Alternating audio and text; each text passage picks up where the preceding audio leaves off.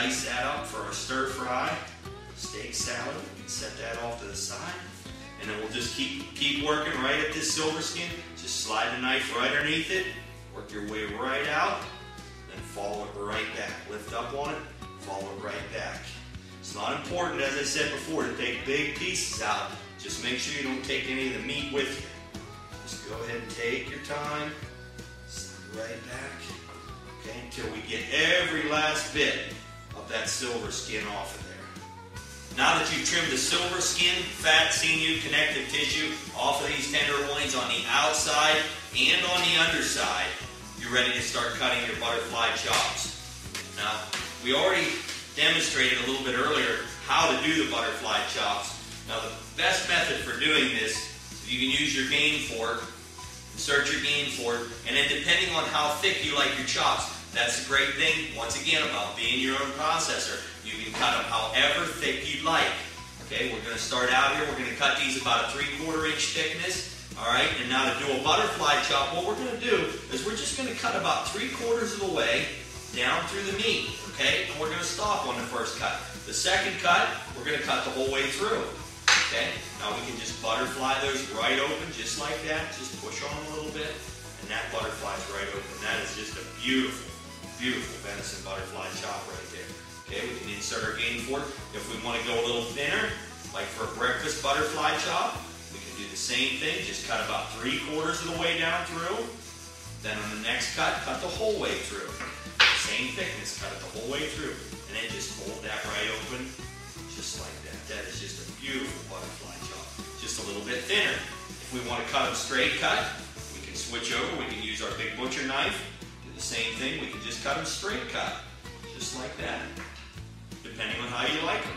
Okay, we can cut them straight cut and cut them very thin, just like so. Or we can cut them thick, however you'd like. We can cut them thick butterfly, cut 3/4 of the way down through, stop your cut, then the next cut, cut the whole way down through. Just butterfly them right open. Look at that. Isn't that a beautiful butterfly chop? Lay that right out there. We've trimmed all the fat, all the gristle, all the connective tissue, all the loose flaps of meat. We've trimmed these up. We've got some beautiful, beautiful venison tenderloins here. We can even take the two of these like this, cut some chops off of them, flip them around this direction, and then just take some strings, tie that together, and make a beautiful venison tenderloin roast that we can put on a spit, cook on a grill. As I said before, that's the great thing about being your own processor. You can do these tenderloins any way you want. I've showed you the different examples that are available for you to choose from. Now we're going to go ahead and move on to the rib cage. Now the next procedure that we're going to do on the rib cage here is we're actually going to remove the fillets. Sometimes these tenderloins on the back, which are actually like a boneless strip or a boneless pork chop if this were off of a pig. But what we have here is a tenderloin, which is a boneless New York strip steak. Okay, because we're going to refer to this venison as a beef, so we're going to call that a boneless New York strip steak. And then on the inside of the animal is where the fillet comes from. This is where the filet mignon's at. It's right on the inside of the animal, back in here, near the pelvis section where we cut the hip joint off of earlier.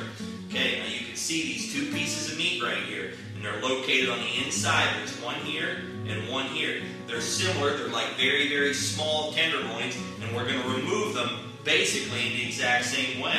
What we're going to do is right here in the center, you can see the spinal column.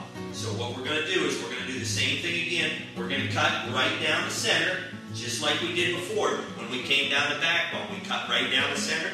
We're going to cut right down the center on the left side, right down the center on the right side. Now it's going to be the same thing. We're going to follow in just on the opposite side of those pin bones. Okay, we're going to go in right on the underside of the pin bones. Stay tight to the pin bones because these fillets aren't very big. And just work your way in right behind those pin bones. Follow that right down towards the backbone. The inside of the backbone this time, the backbone on the inside. Cut it off at the back, just like what we did whenever we removed the tenderloin, and then just work it right out. You can work these fillets right out on the inside. There we go. Very nice piece of meat. Now the same procedure applies on the other one. Cut right down the inside of the spine. You can see the spinal column right here. This fillet was on this side, now the one's on the other side. And it was the same procedure whenever we removed the tenderloin in the back. Tenderloin on this side, tenderloin on this side, backbone in the middle. The fillet removes the same way. We're going to go down, follow right out along those pin bones that we talked about. Bring this one right out, staying tight to those pin bones. Follow it right out. And we're going to remove both those fillets. Now we can just go ahead and trim these up in the same procedure that we've used. The same principle applies to these as applies to the tenderloins and every other piece of meat that we've worked with. Just go ahead and peel all of the gristle, fat, sinew, connective tissue, and unwanted product off of there. Trim this up. Now, you'll notice that there's no silver skin on the fillets. There is no silver skin on the outside of these fillets. Just some connective tissue that we'll want to remove. Just take it.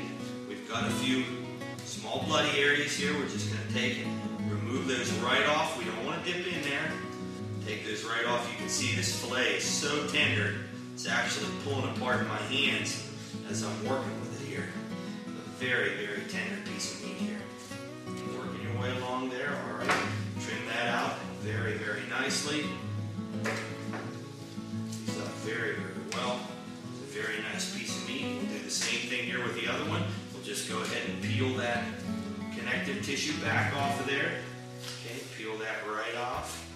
Okay, work it right off, just like so. Put that down here in our burger meat. Okay, now we've got some dark skin here. Trim that right off there from the aging procedure. Trim that right off, just like that. We don't want to get into that very deep. This is the most valuable piece of meat in the venison. Right here, it's the most valuable piece of meat in a beef. Trim that up just like so. And there are those fillets. Excellent pieces of meat. You can do these any way you want to do them. If you want to take them and cut them into butterfly steaks.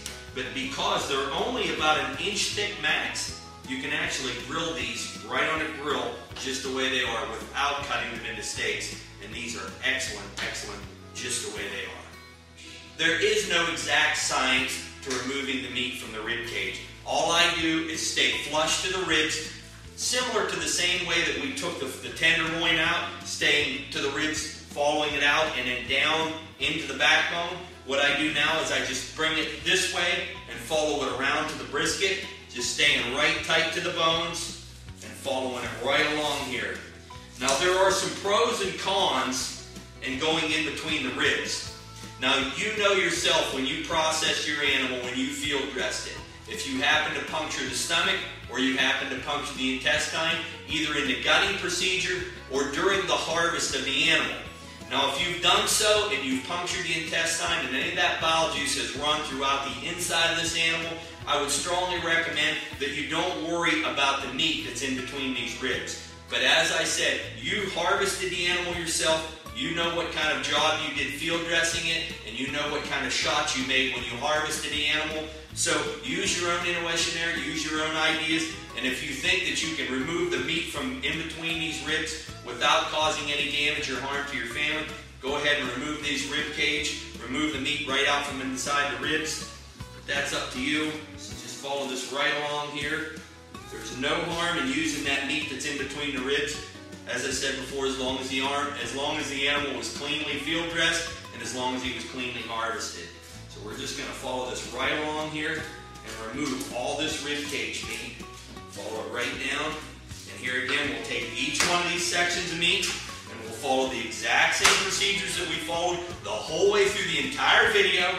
We'll remove any gristle, any fat, any sinew, any connective tissue before we put this into our grinding meat or before we trim it up and we use it for tender tips, or if we use it for stir fry, or if we use it for canning meat. We're going to trim that up really well before we do that.